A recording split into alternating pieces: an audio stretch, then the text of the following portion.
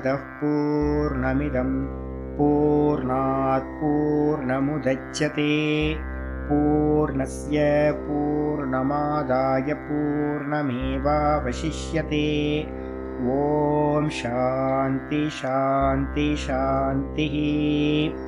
ॐ गुरुर्ब्रह्मा गुरुर्विष्णुर्गुरुर्देवो महेश्वरः गुरुसाक्षात् परं ब्रह्म तस्मै श्रीगुरवे नमः। शङ्करं शङ्कराचार्यं केशवं बादरायणं सूत्रभाष्यकृतौ वन्दे भगवन्तौ पुनः पुनः। ईश्वरो गुरुरात्मेति मूर्तिभेदविभागिने व्योमवद्व्याप्तदेहाय दक्षिणामूर्तये नमः। सदाशिवसमारम्भां शङ्कराचार्यमध्यमाम् अस्मदाचार्यपर्यन्तां वन्दे गुरुपरम्पराम्। ॐ यो ब्रह्माणं विदधाति पूर्वं यो वै वेदांश्च प्रहिणोति तस्मै तं हदेवमात्मबुद्धिप्रकाशं मुमुक्षुर्वै शरणमहं प्रपद्ये। ॐ शान्ति शान्ति शान्तिः। ॐ असतो मा सद्गमय तमसो मा ज्योतिर्गमय मृत्योर्मामृतं गमय। ॐ शान्ति शान्ति शान्तिः।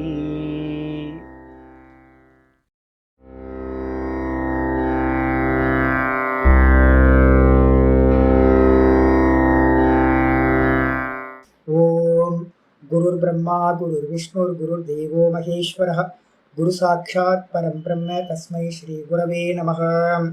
ॐ वन्दे गुरूणां चरणारविन्दे सन्दर्शितस्वात्मसुखावबोधे निःश्रेयसे जाङ्गलिकायमाने संसारहालाहलमोघशान्त्यै। ॐ अथ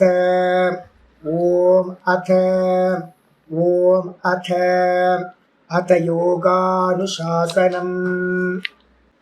இப்போ நம்ம எங்கே வந்துட்டு இருக்கோம் அப்படின்னு கேட்டிங்கன்னா, பதஞ்சலி யோக சூத்திரத்தில் பிரதம பாதம் பார்த்துட்டு இருக்கோம், சமாதி பாதம். இந்த சமாதி பாதத்தில் ஆச்சாரியர் என்ன பண்ணுறார், சமாதிக்கான அபியாசங்களை ஒவ்வொன்றா சொல்லிகிட்டே வர்றார். எந்தெந்த அபியாசங்கள் மூலமாக சமாதி கிடைக்கும் அப்படின்னு. அதில் முதல் அபியாசம் இது ஓம்காரம். 23லேருந்து 32 வரைக்கும் சொல்லியாச்சு. அதுக்கப்புறம் பார்த்தீங்கன்னா என்ன பண்ணியிருக்கோம், ஒரு பாவனையை சொல்லியிருக்கோம். அந்த பாவனா எல்லா அபியாசத்துக்கும் பேஸாக இருக்கிறது. மைத்திரி கருணா முதித்த உபேக்ஷாயாம். அதை உபாசனையில் சேர்க்காதீங்க, அது ஒரு ஆதாரமாக ஒரு கோட்டிங் மாதிரி பேஸாக வச்சுக்கங்க. அப்போ ரெண்டாவது உபாசனை இது 34வது சூத்திரத்தில் சொன்னது என்னன்னு கேட்டிங்கன்னா, பிரச்சர்தன விதாரணாபியாம்பா பிராணசி. பிராணனை ஹோல்டு பண்ணுறது மூலமாக, பிராணனை கும்பகம் பண்ணுறது மூலமாக இந்த மனசை ஒரு விஷயத்தில் நிப்பாட்ட முடியும், சமாதி பண்ண முடியும் சொல்லியாச்சு. இதுக்கப்புறம் மூணாவது உபாசனை இது 35வது சூத்திரத்தில் சொல்லியிருக்கு. விஷயவதீவா பிரவருத்தி உட்பன்னா மனசக ஸ்திதி நிபந்தினி. விஷயவதி அப்படின்றதுக்கு அர்த்தம் திவ்ய விஷயங்கள்ல. இப்போ நமக்கு எல்லாத்துக்கும் பார்த்தீங்கன்னா சாமானிய விஷயத்தில் ஏகாகிரகம் இருக்குது. நான் சொன்னல, அம்மாவோட ஸ்மெல் எனக்கு இருக்குது. அப்போ அதெல்லாம் பார்த்தீங்கன்னா லிபரேஷன் கொடுக்குமா, சமாதியை கொடுக்குமானா சமாதியை கொடுக்காது. நேற்று காலையில் போயிட்டு வந்தாங்க கோயிலுக்கு போயிட்டு வந்தோன்னா ஒரு மல்லிகைப்பூ சுவாமிகிட்டேருந்து எடுத்து, எப்போவுமே எனக்கு ஒரு புஷ்பம் கொடுப்பார், ஒரு சரம் சுவாமிகிட்டேருந்து எடுத்து கொடுத்தாரு. ஐயோ, நேற்று அப்படியே உடம்பெல்லாம் அப்படியே கம்பனமாகி போச்சு. ஏதோ ஒரு ஸ்மெல்லுங்க, அது இது மனுஷ ஸ்மெல்லே இல்லை அது. அப்போ சுவாமிகிட்டேருந்து வரும்போது மல்லிகைப்பூவாக இல்லாமல் வேற ஏதோ திவ்ய ஸ்மெல். அப்போ அதில் மனசு கவனம் கொடுத்தோம் அப்படின்னா என்னாகும், அற்புதமாகிடும். இதே பார்த்தீங்கன்னா மல்லிகைப்பூ ஸ்மெல் எடுத்தோன்னா ஒய்ஃபோட ஞாபகத்துக்கு வந்துடும். நீங்கள் ஒய்ஃபுக்கு வாங்கி கொடுத்துருப்பீங்கல்ல, ஒய்ஃபுக்கு மல்லிகைப்பூ வாங்கி கொடுத்துருப்பீங்க. அப்போ அது ஞாபகம் வந்துச்சுன்னா என்ன ஆகும், எல்லா விஷயங்களும் சம்பந்தமான விஷயங்கள் வந்துடும், சம்சாரத்தில் மாட்டிப்போம். அதே சுவாமிகிட்ட இருந்து வர்றது பார்த்தீங்கன்னா திவ்யமாக இருக்குது. அப்போ திவ்ய விஷயத்தில் வந்து பார்த்தீங்கன்னா மனசை கான்சென்ட்ரேட் பண்ணினீங்க அப்படின்னா அது என்ன ஆகும்? உங்களுக்கு வந்து மனசக ஸ்திதி நிபந்தி, மனசை ஒரு விஷயத்தில் கட்டி போட்டு பந்தப்படுத்தி நிப்பாட்டுறதா ஆயிடும், சமாதி ஆயிடும். இது வந்து பார்த்தீங்கன்னா 3வது உபாசனை ஆயிடுச்சா? இது ஸ்டெப்ஸ் வச்சுங்க. என்னன்னு கேட்டிங்கன்னா ஒவ்வொன்றா, இது இல்லைன்னா இது, இது இல்லைன்னா இது. நேற்று ஒரு அம்மா ஃபோன் பண்ணாங்க, சுவாமி இது எல்லாம் நம்ம பண்ணணுமா? ஏன்னா நிறைய பாசிபிள்ஸ் இருக்குது. இது எல்லாம் பண்ணணுமா அப்படின்னு கேட்டிங்கன்னா நம்ம ஏற்கனவே பார்த்துருக்கோம். நம்ம சனாதன தர்மத்தில் என்ன தெரியுங்களா ஒரு ஸ்பெஷல் என்னன்னு கேட்டிங்கன்னா லோகோ பின்ன ருச்சி. ஒவ்வொரு ஆளுக்கும் விதவிதமான ருச்சி இருக்குது. எனக்கு காரம் பிடிக்கும், என்னோட இன்னொருத்தருக்கு வந்து பார்த்திங்கன்னா சிஷ்யருக்கு இனிப்பு பிடிக்கும், இன்னொருத்தருக்கு வந்து பார்த்திங்கன்னா புளிப்பு பிடிக்கும்.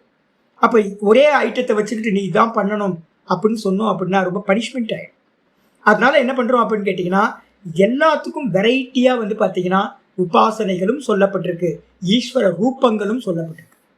அப்போ இங்கே வந்து பார்த்திங்கன்னா ஆனால் நம்ம வேதாந்திகளுக்கு ஏதாவது ப்ரிஸ்கிரிப்ஷன் இருக்கா சுவாமி அப்படின்னு கேட்டிங்கன்னா வேதாந்திகளுக்கு ப்ரிஸ்கிரிப்ஷன் எது அப்படின்னா முக்திகோ உபனிஷத்தில் என்ன பண்ணுறார்? ராமர் வந்து அனுமனுக்கு சொல்கிறார் எது அப்படின்னா ஏக தத்துவ அபியாசம் அப்படி சொல்லிட்டார். அதுக்கப்புறம் பிராணாயாமம், சாஸ்திர விசாரம், இந்த 3த்தை சொல்கிறார். இதை கீதாவில் எடுத்துக்கிட்டிங்கன்னா அந்த ஏக தத்துவ அபியாசம் எது அப்படின்னா ஸ்ரீகிருஷ்ண பரமாத்மா என்ன பண்ணுறார்? ராமர் தானே ஸ்ரீகிருஷ்ணர் அவதாரம் பண்ணுறார். அவர் என்ன பண்ணியிருக்கார்? ஓமித்யேகாட்சரம் பிரம் அப்படின்னு ஓங்காரத்தை ஏக தத்துவ அபியாசமாக அவர் சொல்லிட்டார். அப்போ அதனால என்ன பண்ணுறோன்னு கேட்டிங்கன்னா வேதாந்திகளுக்கு எல்லாத்துக்கும் என்ன அப்படின்னு கேட்டிங்கன்னா ஓங்காரம் தான் உபாசிய விஷயம். அதனால் ஓங்கார ஆலம்பனத்தை எடுத்துக்கலாம். ஆனாலும் கூட நமக்கு மற்றதும் தெரிஞ்சிருக்கணும். ஒரு மாஸ்டர் டிகிரி பண்ணுறோம் அப்படின்னா, கம்பேர் ஸ்டடீஸ் பண்ணுறோம் அப்படின்னா எல்லாம் தெரிஞ்சிருக்கணும். ஆனால் எதுலையாவது ஒன்றுத்தில் மாஸ்டர் பண்ணணும். அப்போ மாஸ்டர் பண்ணிட்டு வந்து பார்த்தீங்கன்னா பிஹெச்டி போகும்போது என்ன பண்ணுவீங்க? எல்லாத்தையும் அனலைஸ் பண்ணுவீங்க. அப்போ என்ன அர்த்தம் அப்படின்னு கேட்டிங்கன்னா ஏதாவது ஒரு சாதனையை நம்ம வச்சுக்கணும், ஆனால் மற்றதை பற்றி நமக்கு ஒரு கிளியர் விஷன் இருக்கணும். ஏன் சுவாமி அப்படின்னா நமக்கு சஞ்சலம் உண்டாகாது. அதுக்காக தான் இது பெருசோ அது பெருசோ அப்படின்னு நமக்கு தோணக்கூடாது.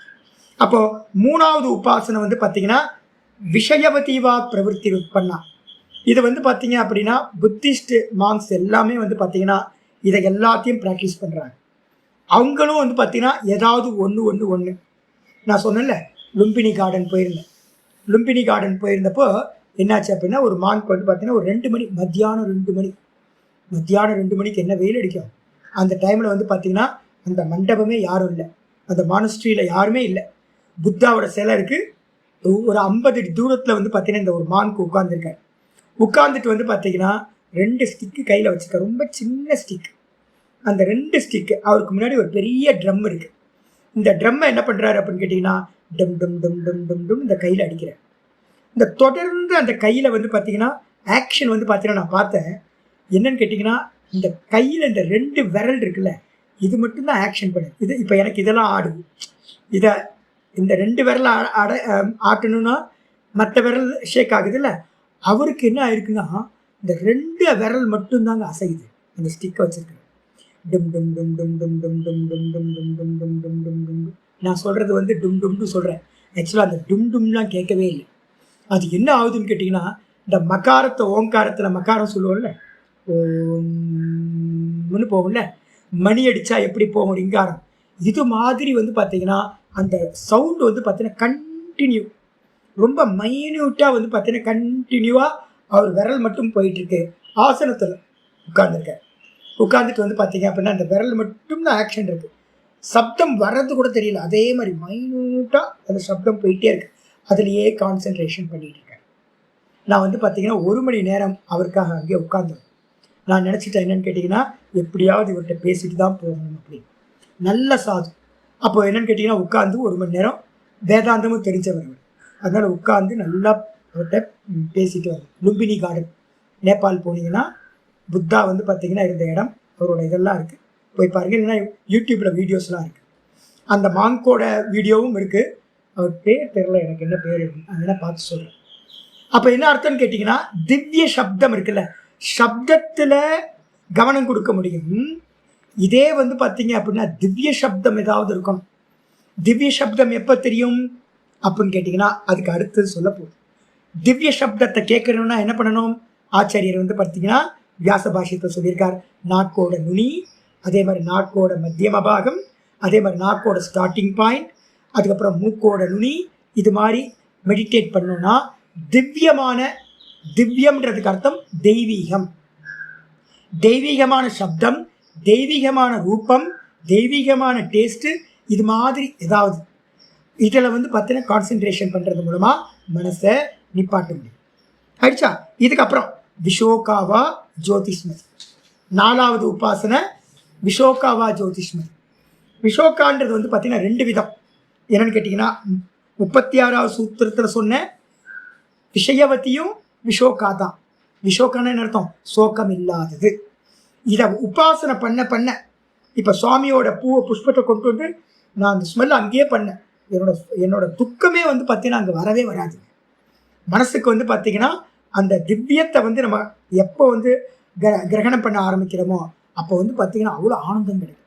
ஜி நேற்று ஒரு சக்கரை பொங்கல் பண்ண பாயசம், அதில் வந்து பார்த்தீங்க அப்படின்னா அந்த பச்சை கற்பூரத்தை போட்டு ஆஃபர் பண்ணிட்டு எடுத்ததுக்கு பிறகு ஐயோ என்ன ஆனந்தமாக இருந்துச்சு சரிங்களா? யாருக்கும் கிடைக்கல, கிடைச்சவங்க பாக்கியவான்.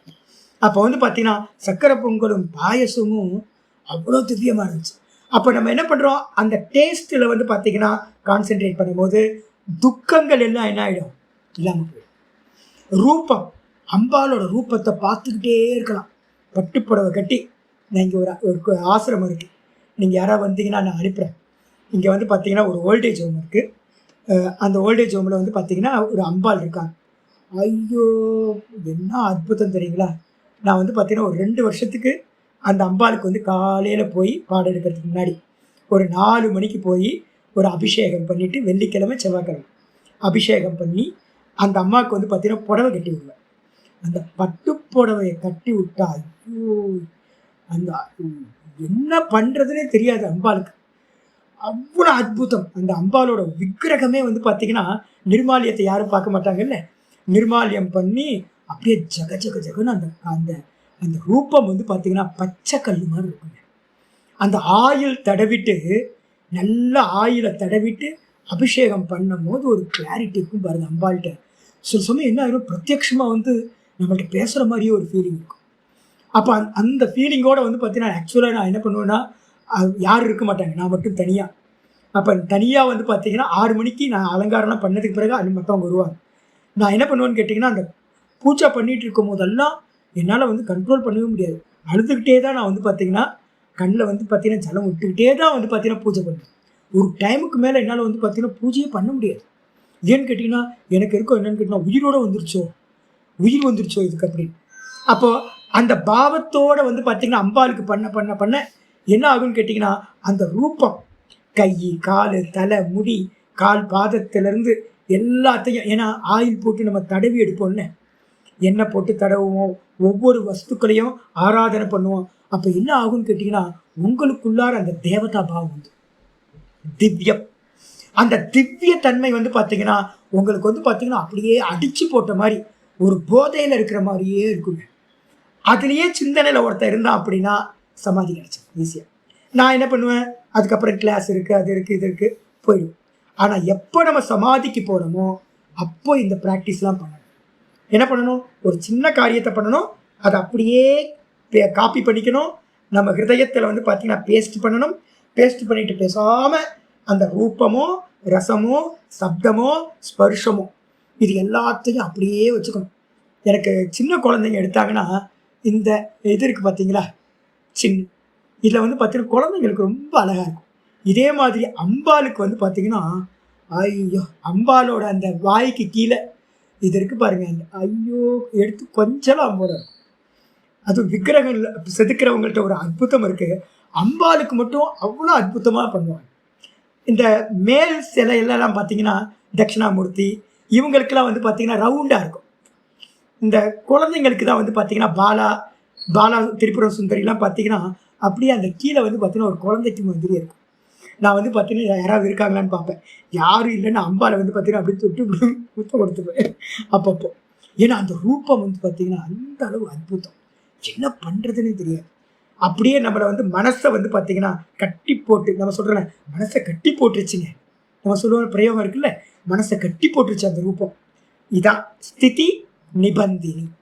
அப்ப திவ்ய விஷயத்துல நீங்க வந்து பார்த்தீங்கன்னா அந்த மனசை கட்டி போடுற மாதிரி எந்த விஷயம் இருக்கோ அதை மனசுக்குள்ளார கொண்டு வந்து தியானம் பண்றது மூலமா சமாதி லாபம் கிடைக்கும். அது எப்படிப்பட்டது அப்படின்னா விஷோகா. ஒன்று வந்து திவ்யமானது, இன்னொன்று வந்து என்னது ஜோதிஷ்மதி.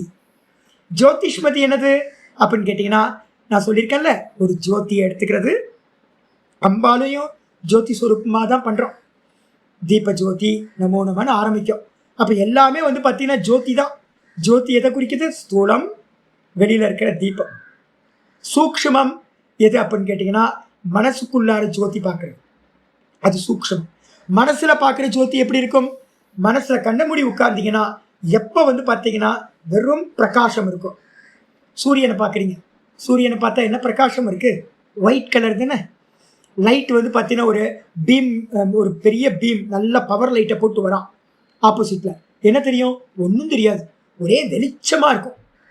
அது மாதிரி மனசில் எந்த ஆக்காரமும் வராமல், எந்த ஒரு ஃபார்மும் மனசில் வராமல், வெறும் கண்ண மூடி உட்கார்ந்த மாத்திரத்தில் முதல்ல தீபத்தை பார்க்குறீங்க. அந்த தீபத்தை பார்த்து பார்த்து பார்த்து பார்த்து தீபத்தோட கோர் இருக்குல்ல, சென்டர் பாயிண்ட், மனசு என்ன ஆகும்? தாரணை பண்ணும்போதே மெதுவாக மெதுவாக மெதுவாக அந்த தீபத்தோட ஃபார்மை விட்டுட்டு அதோட மையப்பகுதிக்கு வந்துச்சு அப்படின்னா, மையப்பகுதி வெறும் பிரகாசம், அதில் மட்டும் இருந்துடும். அது வந்து பார்த்தீங்கன்னா நீங்கள் மனசுக்குள்ளார பார்க்க ஆரம்பிச்சிங்கன்னா அந்த ஜோதி பிரகாசமாக தெரிஞ்சதுன்னா, ஜோதி இஸ் ஈக்குவல் டு பிரகாசம். அந்த பிரகாசம் மட்டும் இருந்துச்சு அப்படின்னா மனசில் ஜோதி பார்த்தாச்சுன்னு அர்த்தம். அந்த ஜோதியை வந்து பார்த்தீங்க அப்படின்னா நம்ம என்ன பண்ண போகிறோம்? காப்பி பண்ணி பேஸ்ட் பண்ண போகிறோம். அதுதான் ஹிருதயத்தில் இருக்கிறது அப்படின்னு. ஹிருதயம்னா புத்தி, அதுலேயே ஃபிக்ஸ் ஆயிடுச்சு அப்படின்னா புத்தியில் வந்தாச்சுன்னு அர்த்தம். சஞ்சலம் இல்லாமல் அப்படியே இருக்கிறது. அதுக்கு பேர் என்ன பேர்? வித்யா. அப்படின்னா சுயம் ஜோதி அப்படின்னு பேர். அங்குஷ்ட மாத்திர புருஷகன் பேர். அங்குஷ்ட மாத்திர புருஷனை வந்து பார்த்தீங்கன்னா ரெண்டு விதமாக சொல்லலாம். கட்டை விரல் புருஷன். கட்டை விரல் புருஷன் யார் அப்படின்னா சைத்தன்யம்னு சொல்லக்கூடிய பிரகாசம் ப்ளஸ் சகுனம் சேரும்போது அது பிராணனோடு சேர்ந்துடும். அப்போ என்ன அர்த்தம்? உயிரும் உணர்வும் சேர்ந்து இருக்கிற ஈஸ்வரனுக்கு பேரும் அங்குஷ்ட மாத்திரம்னு பேர். ஈஸ்வரன் எப்படி இருக்கார் அப்படின்னா ஹிருதயத்தில் கட்டை விரல் அளவுள்ள பிராணனா இருக்கார். அந்த பிராணன் எது கூட என்ன இருக்கு? பிராணன் கூட சைத்தன்யம் இருக்கு, பிரகாசம். அப்போ அந்த ஈஸ்வரனை வந்து பார்த்தீங்க அப்படின்னா சிதம்பர நடராஜர் மாதிரி செஞ்சடையோன்னு சொல்கிறோம்ல, அது மாதிரி வந்து பார்த்தீங்கன்னா சிதம்பர நடராஜரை நல்ல கோல்டு கலரில், கோயிலில் போனீங்கன்னா அப்படி தான் இருக்கும். ஆருத்ரா தரிசனத்துக்கெலாம் போனீங்கன்னா இந்த கோயிலில் வந்து பார்த்தீங்கன்னா அப்பப்போ வந்து பார்த்தீங்கன்னா நல்லா தேய்ச்சி பல பல பல பலன்னு வச்சுருப்பாங்க. எப்படி இருக்கும்? அப்படியே அப்படியே கோல்டு கலரில் அந்த பஞ்சலோக சிலை இருக்கும். அந்த அவரோட முடியெல்லாம் பார்த்தீங்கன்னா அப்படியே விரிஞ்சு போயிருக்கும் கோல்டு கலரில். அப்போ அவரோட ரூபமே வந்து பார்த்தீங்கன்னா கோல்டு கலரில் இருக்கும். அவரை வந்து பார்த்தீங்கன்னா நம்ம ஹிருதயத்தில் வந்து பார்த்தீங்கன்னா மெடிடேட் பண்ணுறது எப்படி? கோல்டு கலர், அதான் ஜோதின்னு பேர். அப்போ மெதுவாக என்ன பண்ணுறோம்? ரூபம் வந்து பார்த்தீங்கன்னா முதல்ல வெளியில், அதுக்கப்புறம் கண்களில், அதுக்கப்புறம் மனசில், அதுக்கப்புறம் ஹிருதயத்தில், அதுக்கப்புறம் அந்த சகுனத்தையும் எடுத்துட்டு என்னன்னு கேட்டிங்கன்னா ஜோதின்றது வந்து பார்த்தீங்கன்னா என்னது? வெறும் கான்சென்ட்ரேஷன், வெறும் அவேர்னஸுக்கு பேர் தான் ஜோதி. அப்போ எது அவேர்னஸ்? நான் அறிகின்றேன்ல, பார்க்கிறேனே, அந்த பார்ப்பவன் பார்வை மாத்திரம். அந்த ஆத்மா வந்து பார்த்தீங்கன்னா வெறும் பிரகாசம் மாத்திரமாக இருக்கிறது அப்படின்னு அந்த பிரகாசத்தையே, அவேர்னஸையே மெடிடேட் பண்ணுறது. இதுக்கு பேர் தான் ஜோதிஷ்மதி அப்படின்னு பேர். ஜோதியை உடையது அப்படின்னு அர்த்தம் எடுத்துக்கணும். இதோட நம்ம 4வது உபாசனை முடிச்சிட்டோம். அதுக்கப்புறம் 5வதுக்கு வந்தோம். 5வது உபாசனை என்னது அப்படின்னா சித்த புருஷர்கள், மகான்கள், குருமார்கள், இது மாதிரி பெரியவங்களோட சித்தம். எப்படிப்பட்ட சித்தம்? வீத்தராக விஷயம் வா சித்தம். யார்கிட்ட வந்து பார்த்தீங்கன்னா ஞானி புருஷர்கள்ட்ட என்ன இருந்திருக்கும் அப்படின்னு கேட்டீங்கன்னா, வீத்தராக வயக்ரோதாக மண்மையா மாவுபாசிரிதாக. கீதால 10வது ஸ்லோகம் 4:10 பார்த்துருக்கோம். அப்ப 4:10 பார்த்தீங்கன்னா கீதால என்ன ஸ்லோகம் சொல்லிச்சோ அது மாதிரி எந்த மகான்கள் பார்த்தீங்கன்னா பயமில்லாதவர்களா, விருப்பு வெறுப்பு இல்லாதவங்களா, எல்லாத்தையும் கடந்தவங்களா இருக்காங்களோ அந்த மகான்களோட சிற்றத்தை பார்த்தீங்கன்னா நம்ம அந்த மகான்கள் எப்படி நடந்துக்கிட்டாங்க அப்படின்னு முதல்ல என்ன பண்ணணும், அவங்களோட காரியங்களை சிந்தனை பண்ணுறது. நான் அடிக்கடி யோசிச்சு பார்ப்பேன். ரமண பகவான்கிட்ட பார்த்தீங்க அப்படின்னா என்ன பண்ணுவாங்க, பிக்ஷை எடுக்க போனார். பிக்ஷை எடுக்க போகும்போது அவர் என்னாச்சு, பிக்ஷை கிடைக்காத போது என்ன பண்ணார், இந்த தேகத்தை பார்த்தார். தேகத்தை பார்த்து இந்த கையை எடுத்து இப்படி பார்த்தாராம். பார்த்து, உனக்கு இன்னைக்கு பிக்ஷா இல்லை, போ, உனக்கு சாப்பாடு எல்லாம் இன்னைக்கு இல்லை, போ அப்படின்னு தான் தேகத்தை பார்த்து தானே சொல்லிட்டு மலைக்கு மேலே குகையில் போய் உட்காந்துருவார். அதுக்கப்புறம் இன்னொரு இன்சிடென்ட் நினைப்பேன். என்னன்னு கேட்டிங்கன்னா, அவரை மலமூத்திரத்தெல்லாம் எடுத்து அபிஷேகம் பண்ணியிருக்காங்க. அவர் பாட்டுக்கு சில மாதிரி உட்கார்ந்துருக்கார். என்ன அர்த்தம்னு கேட்டிங்கன்னா, யார் மேலேயும் கோபம் இல்லை. என்ன அர்த்தம் அப்படின்னு கேட்டிங்கன்னா, அந்த தேகத்தோட அவருக்கு என்ன இல்லை, சம்பந்தம் இல்லாமல் இருந்திருக்கார். மானம் அபமானம் புத்தாவோடது நினைப்பேன். புத்தா பார்த்தீங்கன்னா ஒரு வில்லேஜை கிராஸ் பண்ணி போகிறார். அந்த வில்லேஜுக்குள்ளார போகும்போது எல்லாம் கல்லை தூக்கி அடிக்கிறாங்க. அதுக்கப்புறம் பார்த்தீங்கன்னா நிறைய அபசப்தங்களால் கெட்ட வார்த்தைகளால் திட்டுறாங்க, அர்ச்சனை பண்ணுறாங்க. எல்லாம் அர்ச்சனை பண்ண பிறகு இவர் பாட்டுக்கு சிரிச்சுக்கிட்டே என்ன பண்ணுறார், அந்த வில்லேஜை கிராஸ் பண்ணுறார். கிராஸ் பண்ணோன்னே அவரோட சிஷ்யன் ஆனந்தன் கேட்குறான், சுவாமி என்ன சுவாமி நீங்கள் அப்போஸ் பண்ணவே இல்லையே, ஏதாவது ஒன்று பண்ணுறாங்கன்னா அப்போஸ் பண்ணணும்ல அப்படின்னு. அப்போ புத்தா சொல்கிறாராம், நான் ஸ்வீகாரம் பண்ணினாதானே என்னோடது, அப்போது அவங்க கொடுத்த எதையுமே நான் ஸ்வீகாரமே பண்ணலை அப்படின்ற. அப்போ என்ன அர்த்தம்னு கேட்டிங்கன்னா, எந்த அபமானங்களும் கெட்ட சொற்களும் சொன்னாலும் அதை ஸ்வீகாரம் பண்ணாமல் இருக்கிற நிலைமை பார்த்தீங்கன்னா புத்தாட்ட இருந்திருக்கு. அப்போ ரமணராக இருக்கட்டும், புத்தாவாக இருக்கட்டும், சங்கரராக இருக்கட்டும், வியாச பகவானாக இருக்கட்டும், பதஞ்சலி முனிவராக இருக்கட்டும், அகஸ்தியராக இருக்கட்டும், இது மாதிரி பெரிய மகான்கள், சித்த புருஷர்கள், இவங்களை எல்லாத்தையும் என்ன பண்ணோம், அவங்க சித்தம் எப்படி இருந்துச்சோ, ராகத்வேஷம் இல்லாமல் பயம் இல்லாமல் இருந்துச்சோ அவங்களோட சித்தத்தை நம்ம என்ன பண்ணோம், காப்பி பேஸ்ட் பண்ணிக்கணும். பேஸ்ட் பண்ணிவிட்டு ஒன்றும் இல்லைன்னு உட்காந்து அதிலேயே அவங்க சிந்தனையிலேயே இருக்கோம் அப்படின்னா என்ன ஆகிடும், அது மாதிரியே நம்மளுடைய சித்தமும் ஆகிவிடும். சித்தம் சமாதி பதத்தை அடைந்து விடும் அப்படின்னு 5வது உபாசனை சொல்லியாச்சு. இது வரைக்கும் பார்த்துட்டு நம்ம நேற்று பாடத்தில் வந்திருக்கோம். என்ன வந்திருக்கோம், சொப்பன நித்ரா ஞானாலம்பனம் வா 38வது சூத்திரத்தில் வந்திருக்கோம். 38வது சூத்திரம் 6வது உபாசனம். இந்த 6வது உபாசனத்தில் என்ன சொல்லியிருக்கு, சொப்பன ஞானம். பாஷ்யத்துக்கு வந்துருங்க, படிச்சுட்டு வியாக்கியானம் பார்க்கலாம். பாஷ்யத்தில் ஆச்சாரியர் சொல்றாரு, சொப்பன ஞான ஆலம்பனம். சொப்பன ஞானம்னு தனியாக பிரிச்சிடுறார். அதுக்கப்புறம் நித்ரா ஞான ஆலம்பனம் வா, நித்ராவை தனியாக பிரிச்சிடுறார். என்ன பண்ணணும், சொப்பனத்தில் எது நடந்துச்சோ அந்த சொப்பனத்தோட ஞானத்தை என்ன பண்ணணும், காப்பி பண்ணி அப்புறம் வேக்கப் ஆனதுக்கு பிறகு அதை பேஸ்ட் பண்ணணும் நம்ம சித்தத்தில். எது நடந்துச்சோ அதை அப்படியே கண்ணை மூடி அதை பார்த்திங்கன்னா மனசு அதிலேயே வைக்கிறது. ஒரு சொப்பனம் நடந்துச்சு அப்படின்னா எல்லா சொப்பனமும் மறந்து போகாது. நமக்கு சாத்விகமான குணம் இருந்துச்சு அப்படின்னா சொப்பனம் என்ன இருக்கும், அப்படியே டீட்டெயிலாக அப்படியே மெமரியில் இருக்கும். அதுக்கு பேர் என்ன சொப்பனம், சாத்விக சொப்பனம். ராஜச சொப்பனம் என்ன இருக்கும் அப்படின்னா கொஞ்சம் கொஞ்சம் தெரியும், நிறைய என்ன இருக்காது, ஒரு கிளியர் விஷன் இருக்காது. சொப்பனம் பார்த்தேன், இப்படி இருந்துச்சு அப்படி இருந்துச்சு, ஆனால் பார்த்தீங்கன்னா ஃபுல் கிளியர் இல்லை. அப்படி இருந்துச்சுன்னா அந்த சொப்பனத்துக்கு என்ன பேர், ராஜச சொப்பனம். தாமச சொப்பனம் என்னது, நான் 1 மாதமாக பார்த்துட்டு இருக்கேன், நேற்று கூட பார்த்தேன், ஆனால் என்னால் சொல்லவே முடியல. ஏன் சுவாமி அப்படின்னா, சொப்பனம் பார்த்தோம் ஆனால் ரீகால் பண்ண முடியல. அதுக்கு என்ன பேர், தாமச சொப்பனம் அப்படின்னு பேர். தூக்கத்திலையும் 3, சொப்பனத்திலையும் 3, ஜாகிரதமும் 3.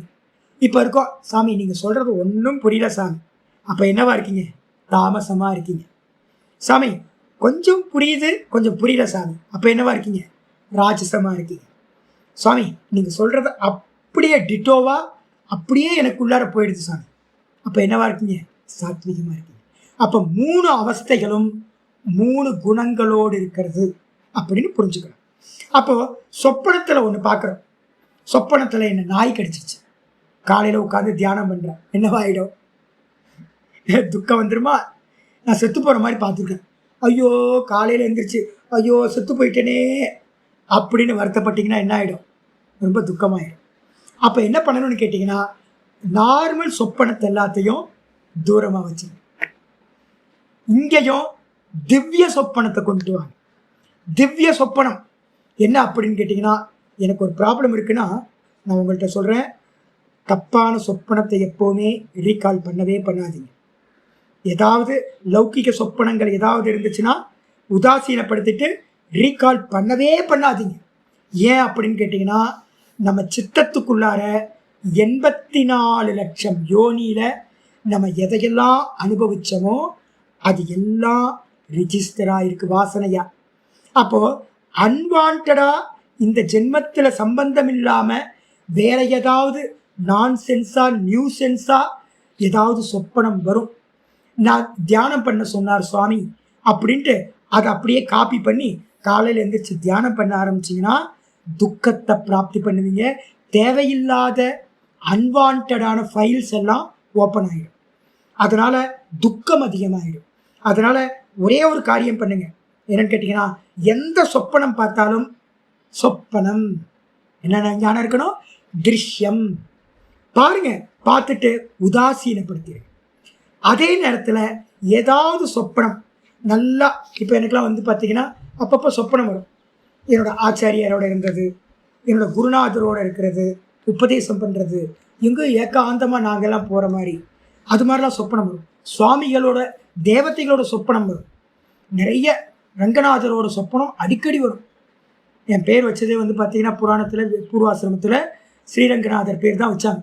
எதுக்கு அப்படின்னு கேட்டிங்கன்னா, இவன் வந்து பார்த்தீங்கன்னா இப்படி வருவா அப்படின்னா அவங்க பேர் வச்சுருக்காங்க. எனக்கு ரங்கநாதர் மேலே வந்து பார்த்தீங்கன்னா அது படுத்தது இருக்குது பார்த்தீங்கன்னா, அது மேலே ஒரு பெரிய ஈடுபாடு. அம்பாள் மேலேயும் அந்த படுத்து கிடக்கிற உருவத்து மேலேயும் அவ்வளோ எனக்கு பிரியம். அப்போ அந்த வாசனையாக பதிஞ்சிருக்கு. அப்போ என்ன ஆகும்? சொப்பனத்தில் வந்து பார்த்திங்கன்னா அடிக்கடி வந்து பார்த்திங்கன்னா ரங்கநாதர் வந்து வந்துடுவார். அப்போ ரங்கநாதர் வந்தார் அப்படின்னா என்ன ஆகும்? காலையில் எழுந்திரிச்சோன்னே நைட்டே வேக்கப் ஆனோன்னே நான் என்ன பண்ணுவேன் அப்படின்னு கேட்டிங்கன்னா, படுத்துக்கிட்டே அந்த சொப்பனத்தை அப்படியே மனசுக்குள்ளார கொண்டு வந்து அப்போ என்ன ஆகும்? திரும்ப திரும்ப திரும்ப நீங்கள் அதை நல்லா இம்ப்ரெஸ் பண்ணுறீங்கன்னு அர்த்தம். அந்த இம்ப்ரெஷனை திரும்ப திரும்ப திரும்ப திரும்ப ரீகால் பண்ணி பண்ணி பண்ணி பண்ணி இப்போ நான் உங்களுக்கு சொல்லிட்டு இருக்கேன்ல, இதை பலமுறை நான் பண்ணதுனால அம்பாலோட அந்த வந்து பார்த்திங்கன்னா எனக்கு அம்பாலோட ரூபம் பலமுறை அபிஷேகம் பண்ணதுனால என்ன இருக்குது அப்படின்னு கேட்டிங்கன்னா, அந்த ரூபம் எனக்கு சொன்ன மாத்திரத்தில் உள்ளுக்குள்ளார மனசில் உதயமாகும். அப்போ என்ன பண்ணணும்? திவ்ய மூர்த்தங்கள், திவ்ய சொப்பனங்கள் ஏதாவது வந்துச்சு அப்படின்னா அது அப்படியே சொப்பனத்தை திரும்ப நல்ல வாசனையாக மாற்றிக்கிட்டிங்கன்னா, கண்ணை மூடி உட்கார்ந்து அந்த ரூபத்தை சிந்தனை பண்ணினீங்கன்னா மனசு ஸ்திதி பதத்தை அடையும், சமாதியை அடையும் அப்படின்னு வச்சுக்கணும். இதுக்கப்புறம் என்ன சொல்கிறாரு? சொப்பன ஞானம். சாமி சொப்பன ஞானத்துக்கு வந்து பார்த்தீங்கன்னா 2 அர்த்தம் எடுக்கலாம் சார். என்ன அர்த்தம் எடுக்கலாம் அப்படின்னு கேட்டிங்கன்னா, சொப்பனம்ன்றது வெறும் திருஷ்யம். உண்மையா பொய்யா? வெறும் பார்க்கப்படுற சினிமா மாதிரி. இன்னைக்கு காலையில் கீதாவில் சொல்லிட்டு இருக்கேன் பார்த்தீங்களா, அதே தான். சொப்பனம், எல்லா சொப்பனமும் பொய்யானது. யார் சத்தியம்? சொப்பனத்தை பார்த்த திரஷ்டா சத்தியம். இதான் ஞானம். சொப்பன ஞானம்னா சொப்பனத்தில் நடந்ததும் சொப்பன ஞானம். சொப்பனத்தை ஓவரால் இது திருஷ்யம் அப்படின்னு பார்க்கிறதும் சொப்பன ஞானம். அப்போ என்ன அர்த்தம்? அப்படியே காப்பி பேஸ்ட். சொப்பனம் எப்படி வேக்கப்பானோன இல்லாமல் போச்சோ, சொப்பனத்தை பார்த்த நான் மட்டும் இருக்கின்றேனோ, அதே மாதிரி இந்த ஜாகிரதமும் கூட சொப்பனம், ஜாகிரதமும் கூட திருஷ்யம். எது திருஷ்யம்?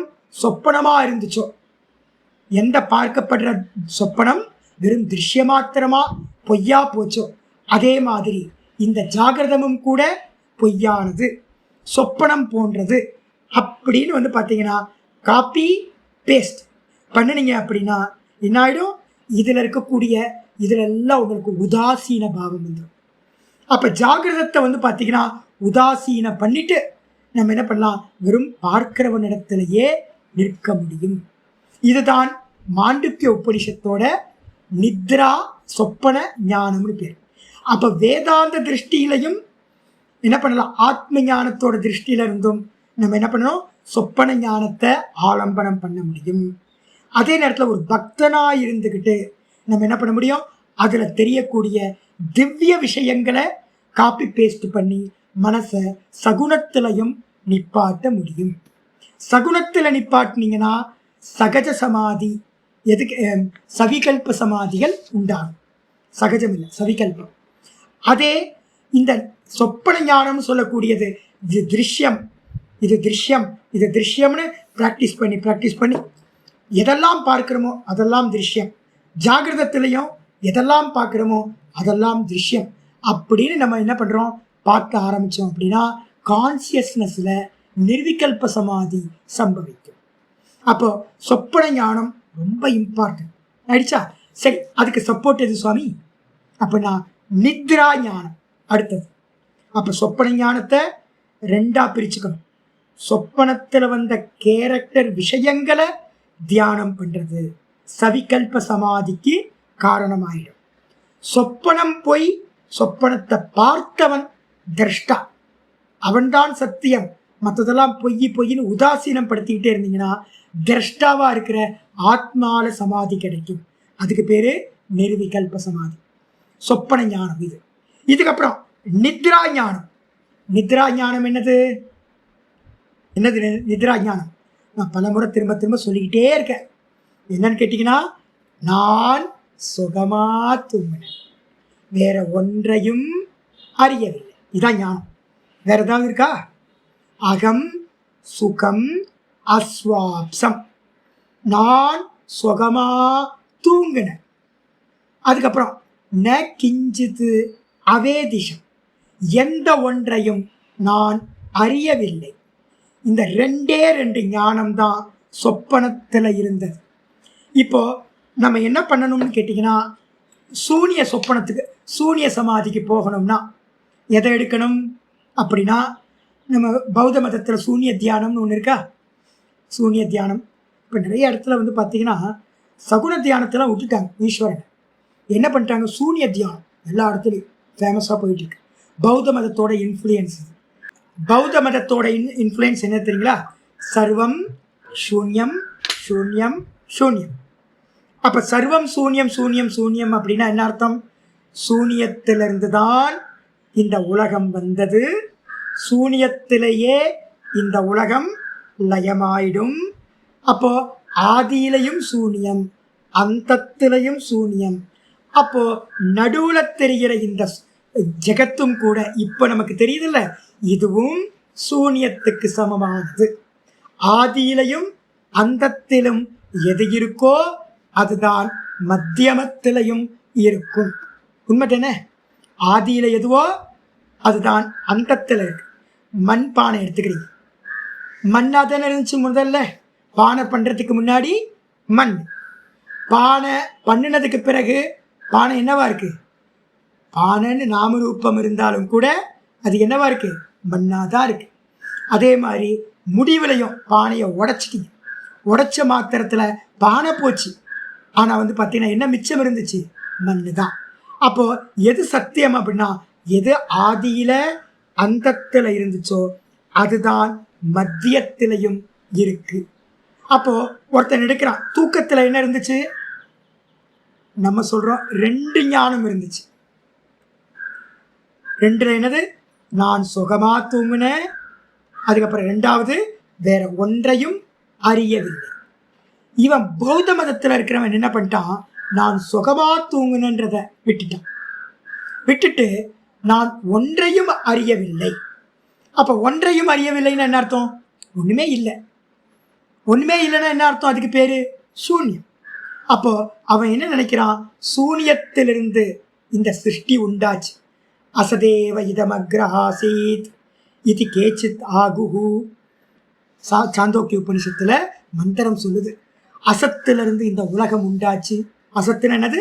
சூன்யம். சூன்யத்திலிருந்து இந்த உலகம் உண்டாச்சு. சூன்யத்திலேயே லயமும் அடையுது, ஒண்ணுமில்லாம போயிடுது. அப்போ இருக்கிறதும் சூன்யம்தான் அப்படின்னு பௌத்த மதத்துல இருக்கிறவங்க சொல்றாங்க. அப்ப நீங்க என்ன பண்றீங்க?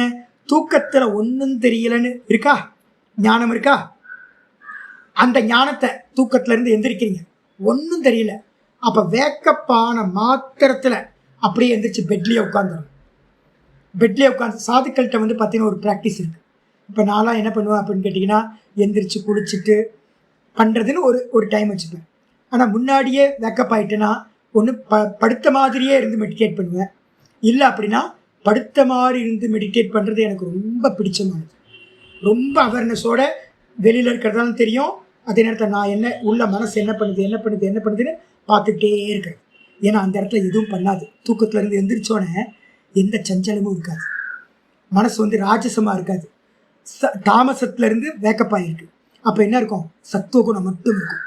அந்த இடத்துல படுத்த மாதிரி இருந்துக்கிட்டு வாட்ச் பண்ணிக்கிட்டே இருக்கிறது. நான் லாஸ்ட்டு ஃபியூ இயர்ஸாக இதை தான் பண்ணிக்கிட்டு இருக்கேன். வேக்கப் ஆன மாத்திரத்தில் இமீடியட்டாக எந்திரிக்கவே மாட்டேன். அப்படியே படுத்துக்கிட்டே மனசு என்ன பண்ணுது, என்ன ஆக்ஷன் நடக்குது, இதை மட்டும் பார்த்துக்கிட்டே விட்னஸாக இருந்து பார்த்துக்கிட்டே இருக்கிறது. அதுக்கப்புறம் உட்கார்ந்து பண்ணுறது. உட்கார்ந்து பண்ணும்போது என்ன பண்ணுங்க, நிறைய பேருக்கு திரும்ப தூங்கிடுவீங்க. அதனால் என்ன பண்ணுங்கன்னா, வேக்கப் ஆனோன்னு அது 2 மணியாக இருக்கட்டும், இல்லை 1 மணியாக இருக்கட்டும், நைட்டு 1 மணியாக இருக்கட்டும், 2 மணியாக இருக்கட்டும், 3 மணியாக இருக்கட்டும், உடனே என்ன பண்ணுங்க, நல்லா டீப் ஸ்லீப். திடீர்னு கலைஞ்சு போயிடுது. எந்திரிச்சு உட்காந்துருக்கீங்க. உட்காந்துட்டு என்ன மெடிடேட் பண்ணுறீங்க? ஒன்றுமில்லை. அது அப்படியே என்ன பண்ணுங்கன்னா அதோட இம்பேக்ட் இருக்கும். ஏன் இமீடியட்டாக பண்ணணும் அப்படின்னா, நம்ம கிராஸ் பண்ணி அப்போ தான் வேக்கப் ஆகிருக்கும். அப்போ மனசில் என்ன இருக்குன்னு கேட்டிங்கன்னா, அந்த சுகமாக இருந்த வேறு ஒன்றும் தெரியலைன்னு இருக்குல்ல, அதோட இம்பேக்ட் வந்து பார்த்தீங்கன்னா ரேஸ். அந்த ரேஸ் வந்து பார்த்தீங்கன்னா பிரபா போயிட்டுருக்கும். அப்போ எந்திரிச்சு உட்காந்து கான்சென்ட்ரேட் பண்ணணும். ஒன்றும் தெரியலையே, ஏதாவது இருந்துச்சா தூக்கத்தில்? ஒன்றும் இல்லையே. எப்படி ஒன்றும் இல்லை, எப்படி இருந்தோம் தூக்கத்தில் அப்படின்னு அது அப்படியே சிந்தனையில் திரும்ப ரீகால் பண்ணிக்கிட்டே இருக்குது. எப்படி ஒன்றும் இல்லை?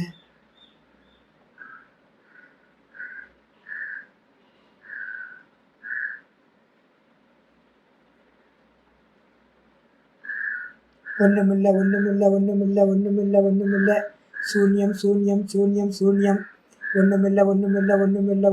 ஒன்றுமில்லைன்னு பார்த்துக்கிட்டே இருக்கிறது. இதை பண்ணிக்கிட்டே இருந்தீங்கன்னா என்ன ஆகிடும்? சூன்யமாயிடும். நீங்களும் ஒன்றுமில்லாமல் போயிடுவீங்க. அந்த ஒன்றுமில்லாமல் போகிறதுக்கு என்ன பேர் சொல்லியிருக்கோம்?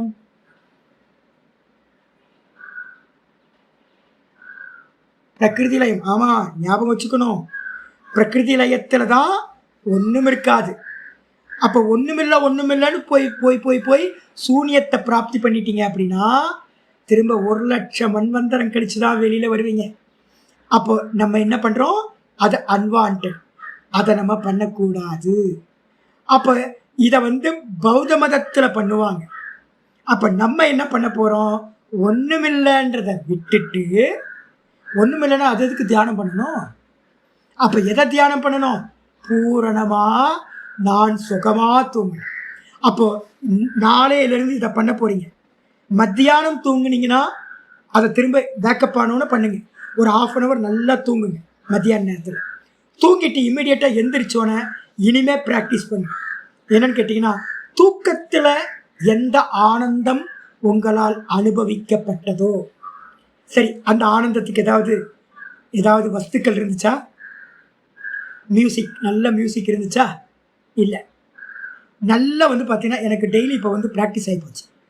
இந்த ஜென்சின்னு ஒரு பாடகி இருந்தாங்க தெரியுங்களா? ஜென்சி தானே அந்த அம்மா பேர். ஐயோ, அந்த அம்மா வந்து பார்த்தீங்கன்னா கீச் குரல். என்ன பாட்டுன்னு நினைக்கிறேன். இளையராஜா மியூசிக்கில் அவ்வளோ அற்புதமான பாடியிருக்காங்க. எனக்கு இப்போ வந்து பார்த்தீங்கன்னா ஒரு 4-5 நாளாக ஜென்சி மோகம்.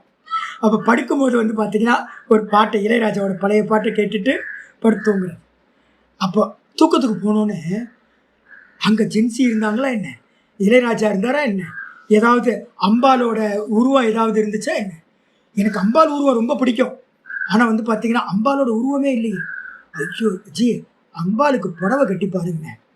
அந்த அந்த என்னது பண்ணுவீங்க, ஃப்ளீட்டா, அந்த ஃப்ளீட் வச்சு எனக்கு அந்த அம்மா வந்து பார்த்தீங்கன்னா அயன் பாக்ஸில் அயன் பண்ணி கொடுத்துருப்பாங்க. அந்த அந்த அந்த இடுப்பு பார்த்தீங்கன்னா அம்பாளுக்கு ரொம்ப சின்ன இடுப்பாக இருக்கும். அதில் போட்டு ஒட்டியானத்தை வந்து பார்த்தீங்கன்னா இது பண்ணி அந்த ஃப்ளீட்டெல்லாம் கரெக்டாக எடுத்து விட்டுட்டு பார்த்தா என்னமா இருக்கும், பார்த்துக்கிட்டே இருக்கலாம். சரி, தூக்கத்துக்கு போனீங்களே, உங்களுக்கு ஆனந்தப்படுறதுக்கு அம்பாள் இருந்தாங்களா அங்கே? இல்லவே இல்லையே. அம்பாலும் காணோம், ரங்கநாதர் காணோம், அதுக்கப்புறம் நல்ல மியூசிக் இல்லை, நல்ல சுப்பிரபாத்தம் எதுவுமே காணோம். அங்கே விஷ்ணு சகஸ்ரநாமம் சப்தம் காணோம், வேதாந்தம் இல்லை, ஒரு நல்ல மைசூர் பாக் இல்லை. நேற்று வந்து பார்த்தீங்கன்னா 2 பேரும் வாங்கிட்டு வந்து கொடுத்துட்டாங்க சாப்பிடாத மைசூர் பாக். நான் எல்லாத்துக்கும் கொடுத்தேன், நான் சாப்பிடவே இல்லை. அப்போ என்ன அர்த்தம் அப்படின்னா, மைசூர் பாக் இல்லை, எனக்கு பிடிச்ச எதுவுமே அங்கே இல்லை. ஆனால் தூக்கத்தில் எப்படி தூங்கினேன், ஆனந்தமாக தூங்கினேன். அப்போது காப்பி பேஸ்ட். அப்போ என்ன பண்ணணும், வேக்கப்பான மாத்திரத்தில் ஆஹா, தூக்கத்தில் வந்து பார்த்தீங்கன்னா எந்த விஷயமும் இல்லாமல் நான் சுகமாக தூங்கியிருக்கேன். அப்போ சுகம் ஆப்ஜெக்டா இல்லை சுகம் சப்ஜெக்டா அப்படின்னு பார்க்கணும். ஆப்ஜெக்டுக்கான விஷயம் நம்ம என்ன பண்ணிட்டோம், ஒன்றும் இல்லைன்னு சொல்லி ஆப்ஜெக்டை கேன்சல் பண்ணிட்டோம். அப்போ ஒன்றும் இல்லை அப்படின்னா அப்போ அந்த இடத்துல சப்ஜெக்ட் மட்டும்தான் சுகம்.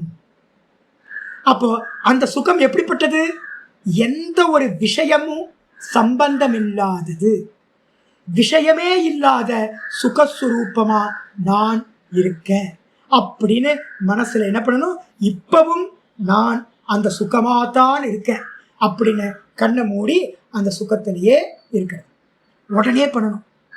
இமீடியட்டா வேக்கப்பான இமீடியட்.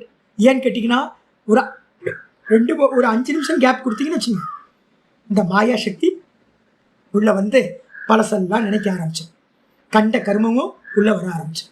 அதனால என்ன பண்ணணும், இமீடியட்டாக டீப் ஸ்லீப்புக்கு அப்புறம் இமீடியட்டாக என்ன பண்ணணும், உட்காந்து அந்த சுகம் என்ன சுகம்னு ரொம்ப டீப்பாக அனலைஸ் பண்ணி, சுகமாக இருந்தேனே என்ன சுகம், அது என்ன சுகம், இதை நான் பார்த்துக்கிட்டு இருக்கேன், நீங்களும் பண்ணுங்க. ரொம்ப அற்புதம். இது வந்து பார்த்தீங்கன்னா நான் எல்லாத்துக்கும் ப்ரிஸ்கிரைப் பண்ணுறது. சமயம் இருக்கும் போதெல்லாம் எதெல்லாம் முடியுமோ, பிரதானம் எது, ஓங்காரம், பிராணாயாமம், உட்கார்ந்து பண்ணுறது, டெய்லி நித்தியமாக பண்ணுறது. அதே நேரத்தில் இது எல்லாம் சைடில் வச்சுக்கணும், ஒரு ஸ்நாக்ஸ் மாதிரி. எப்போல்லாம் தோணுதோ, ஒரு ஏதாவது நல்ல தூக்கம், வேக்கப் ஆனாலும் எந்திரிக்கவே மனசு வராது. டீப் ஸ்லீப்புக்கு அப்புறம் வேக்கப் ஆனாலும் எந்திரிக்க மனசு வராது. அப்போ எந்திரிக்க மனசு வராத போது நம்ம என்ன பண்ணணும், அந்த திவ்யமான ஆனந்தம், என்னுடைய சொரூப்ப ஆனந்தம், அது நான் சுகமாக தூங்குனேன்னு சொல்கிறேனே, அந்த இடத்துல என்னுடைய சொரூப்ப சுகம் இருக்கு. அதை வந்து என்ன பண்ணணும், நான் தான் அது அப்படின்னு ஃபுல்லாக கட் அண்ட் பேஸ்ட் பண்ணி காப்பி பண்ணுறீங்க அப்படின்னா அது மெதுவாக ஜாகிரதத்தில் எப்போ வேணாலும் யூஸ் பண்ணுறத பண்ண முடியும். எனக்கு முன்னாடி வந்து பார்த்தீங்க அப்படின்னா எங்கள் ஆச்சாரியெல்லாம் சொல்லுவார், இப்போ நான் சொல்கிறதில்ல என்னோடய ஆச்சாரியரோட வித்யா, இதெல்லாம் சொல்லுவார். அப்போல்லாம் வந்து பார்த்தீங்கன்னா எனக்கு அந்த ஞானம் இல்லவே இல்லை. அதுக்கப்புறம் நீண்ட காலத்துக்கு அப்புறம் நல்லா நர்மதா பரிக்கிரமம், நிறைய தபஸு, அதெல்லாம் பண்ணதுக்கப்புறம் மெதுவாக வந்து உட்காந்து டீச்சிங்ஸ் ஆரம்பித்தேன். அதுக்கப்புறம்தான் தெரிஞ்சது, இந்த விஷயம் மெதுவாக ப்ராக்டிஸ் பண்ண ஆரம்பிக்கும் போது தெரிஞ்சது, இந்த க்ஷணம் நான் தூக்கத்தில் எப்படி இருக்கணும் அதே ஆனந்தத்தோடு தான் இந்த க்ஷணம் நான் இருக்கேன். அப்போ மேலே இருக்கிறதெல்லாம் மாயையினால் வந்து போகிற திருஷ்யங்கள் அப்படின்னு. இந்த க்ஷணம் நான் சுகமாக இருக்கேன். இந்த க்ஷணம் எனக்கு எவ்வளோ பெயின் இருந்தாலும், எவ்வளோ ப்ராப்ளம் இருந்தாலும், நான் அந்த க்ஷணத்தில் சுகமாக தான் இருக்கேன் அப்படின்னு எக்ஸ்பீரியன்ஸ் பண்ணணும். அப்படின்னா நீங்கள் என்ன பண்ணணும், அந்த நித்ரா ஞானத்தை கொண்டுட்டு வரணும்.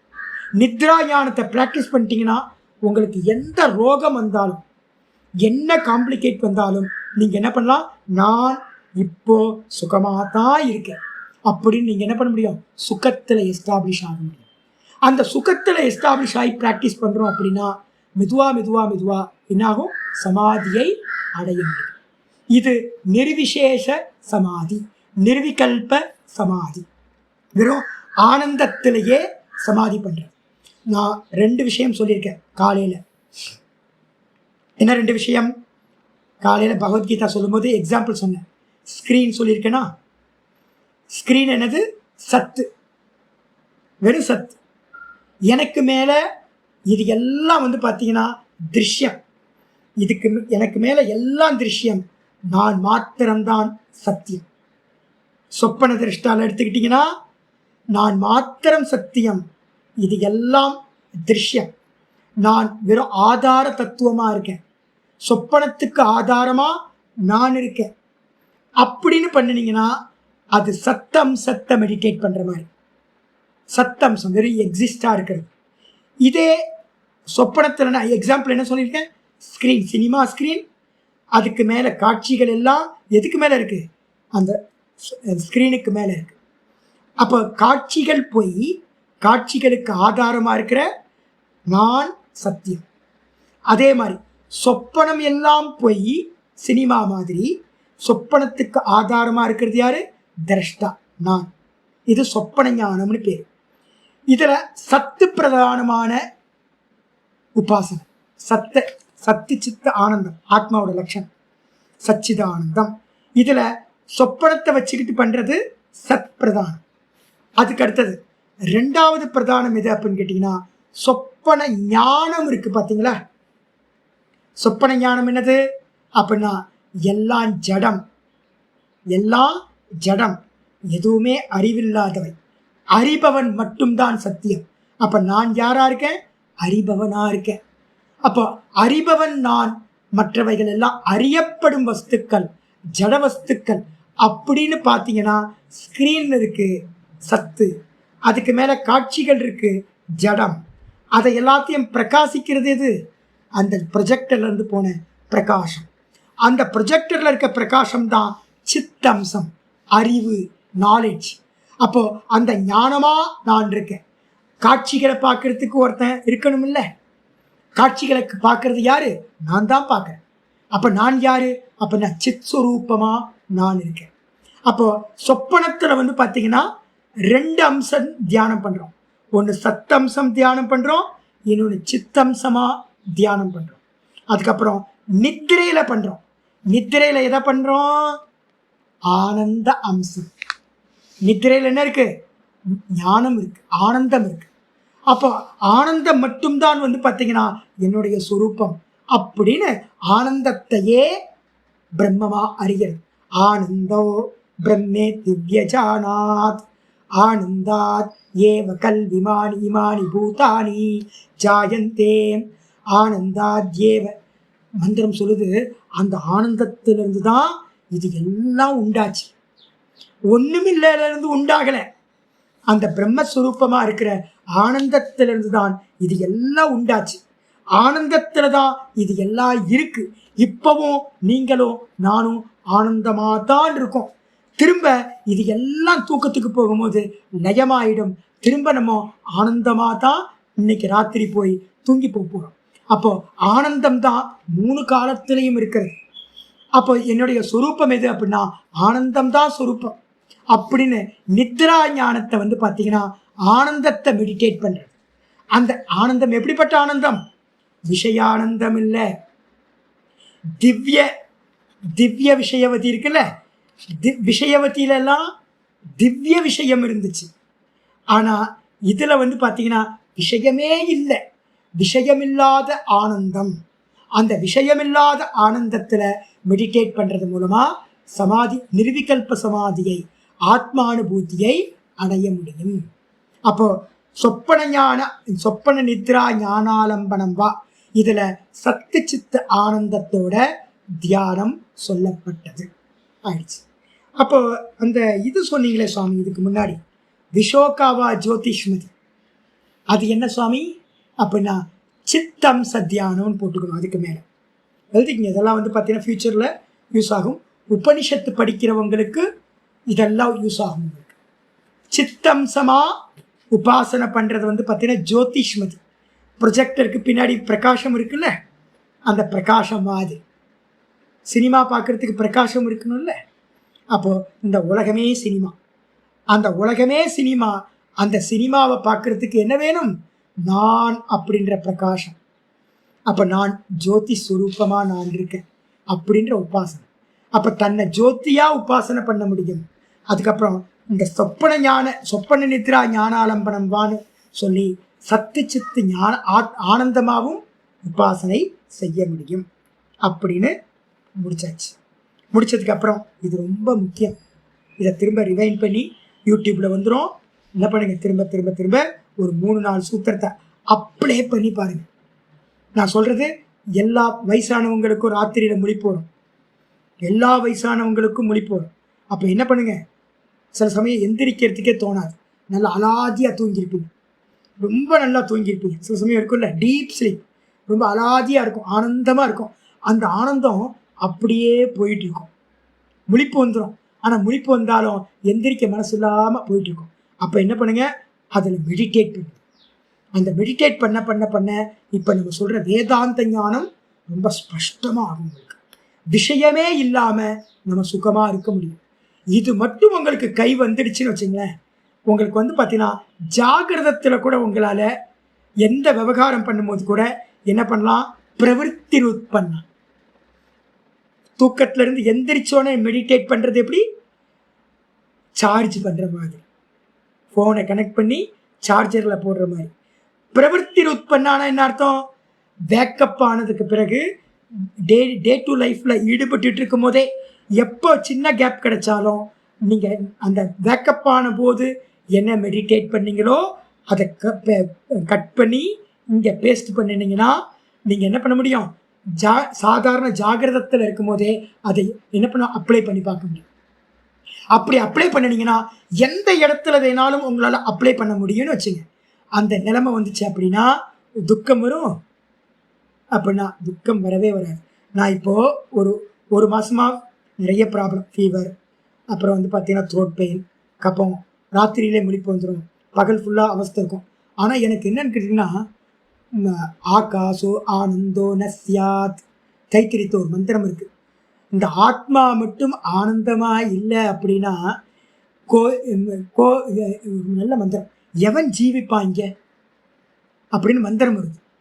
என்ன அர்த்தம் அப்படின்னு கேட்டிங்கன்னா, நம்மளுடைய சொரூப்பமே ஆனந்த சொரூப்பம். அது வந்து பார்த்தீங்கன்னா தூக்கத்தில் மட்டும் இல்லை, எல்லா காலத்துலேயும் நம்ம ஆனந்தமாக தான் இருக்கு. அப்போ நான் என்ன பண்ணுறேன்னு தெரியுங்களா, இப்போல்லாம் பரவாயில்ல, ஒன்றும் இல்லை, ஒரு 10-15 நாளுக்கு முன்னாடி எனக்கு ரொம்ப ப்ராப்ளமாக இருந்துச்சு. லீவெலாம் நடுவில் போட்டேன் பார்த்தீங்களா, அப்போது ஃபீவர்லாம் வேறு இருந்துச்சு. அப்போ நான் என்ன பண்ணுறேன்னு கேட்டிங்கன்னா, ரொம்ப நல்லா கவனிக்க ஆரம்பிச்சிட்டேன். என்னென்னா ஃபீவர் எல்லாம் கூட எக்ஸ்டர்னல் தாங்க, வாஸ்தவத்தில் நமக்கு மேலே கல்பித்தம், சினிமா மாதிரி, சொப்பன மாதிரி. அப்போது நான் என்ன எக்ஸ்பீரியன்ஸ் பண்ண ஆரம்பித்தேன்னா, பெயின் இருக்கும்போது கூட பெயின் ஆப்ஜெக்டு, நான் சுகமாக இருக்கேன். இப்போ என்னோட ப்ராக்டிஸ் வந்து பார்த்திங்கன்னா, துக்கம் வரும்போது கூட என்னால் வந்து பார்த்திங்கன்னா என்னோட சுகத்தை என்னால் அனுபவிக்க முடியும், நான் சுகமாக இருக்கேன் அப்படின்னு. இது மட்டும் உங்களுக்கு கிளிக் ஆகிடுச்சு அப்படின்னா அற்புதம். என்ன அர்த்தம்னா, என்ன சூழ்நிலை வந்தாலும் உங்களுக்கு துக்கம் வரவே வராது. வெளியிலேருந்து பார்க்குறவங்களுக்கு என்னவா தெரியும், ஐயோ ஏன்னா வெளியிலேருந்து பார்க்குறவங்க தேகத்தை பார்க்குறாங்க, ஐயோ கஷ்டப்படுறாரு அப்படின்னு. நீங்கள் என்ன பண்ணுவீங்க, சித்தத்தை கொண்டு போய் சுகத்தில் வந்து பார்த்தீங்கன்னா ஃபோக்கஸ் பண்ணிட்டு இருப்பீங்க. பிரவருத்தி உட்பண்ணா எந்த சூழ்நிலையிலையும் அந்த பிரவருத்தியை திரும்ப திரும்ப பண்ணிக்கிட்டே இருப்பீங்க. அப்படி பண்ணும்போது நீங்கள் சுகமாக இருப்பீங்க. ஆனால் வெளியிலேருந்து பார்க்குறவங்க, ஐயோ சாமி கஷ்டப்படுறாரே, ஐயோ சாமிக்கு அடிபட்டுருச்சு, ஃபீவர் வந்துருச்சு, இவ்வளோத்து கஷ்டப்படுறாரேன்னு இருக்கும். ஆனால் உள்ளுக்குள்ளார சுகம் அவங்களுக்கு விலகவே விலகாது. இதுதான் வந்து பார்த்திங்கன்னா ரொம்ப அற்புதமானது. இதை ப்ராக்டிஸ் பண்ணும். அதே மாதிரி சொப்பனத்தில் எது நடந்தாலும் இமீடியட்டாக வந்து பார்த்திங்கன்னா பொய் பொய் பொய் பொய்ன்னு எந்திரிச்சு அந்த சொப்பனத்தை பொய்ன்னு பண்ணுறது ஈஸி தானே. முதல்ல என்ன பண்ணணும், நமக்கு ரொம்ப ஈஸியானது சொப்பனம் பொய், சொப்பனம் பொய், திருஷ்யம் திருஷ்யம் திருஷ்யம், திருஷ்யத்வாத் மித்யா, பொய்யா இருக்கிறதுனால, இது திருஷ்யமாக இருக்கிறதுனால அது பொய், நான் இல்லை அப்படின்னு வந்து பார்த்தீங்கன்னா திரும்ப திரும்ப திரும்ப சொப்பனத்தை வந்து பார்த்தீங்கன்னா பொய் பொய் பொய் பொய் பொய்ன்னு அதை பண்ணிக்கிட்டே இருக்கிற அபியாசம் மெதுவாக என்ன ஆகிடும், ஜாகிரதத்துக்கு வர ஆரம்பிச்சிடும். ஜாகிரதத்துக்கு வர ஆரம்பிச்சிச்சுன்னா உங்களுக்கு பெரிய கிஃப்ட்.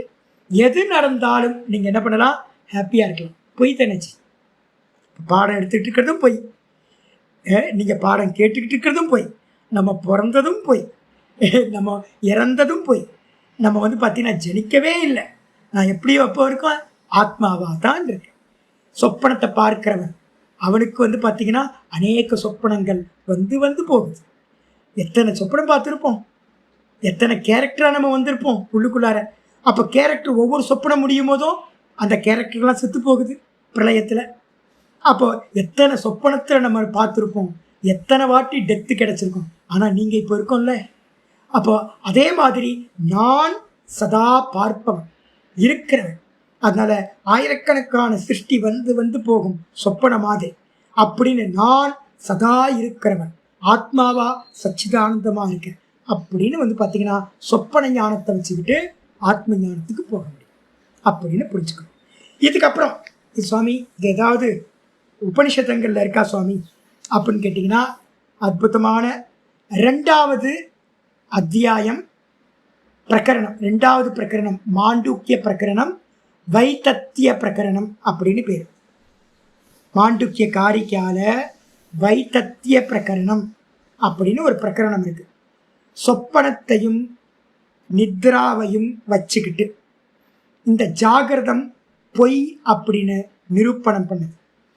முக்கியமாக நிறைய 15 ஸ்லோகம், ஒரே ஒரு ஸ்லோகம் மட்டும் படித்து காட்டுறேன். 15வது ஸ்லோகம் 2வது பிரகரணம் வைத்தத்திய பிரகரணம் 15வது ஸ்லோகம்.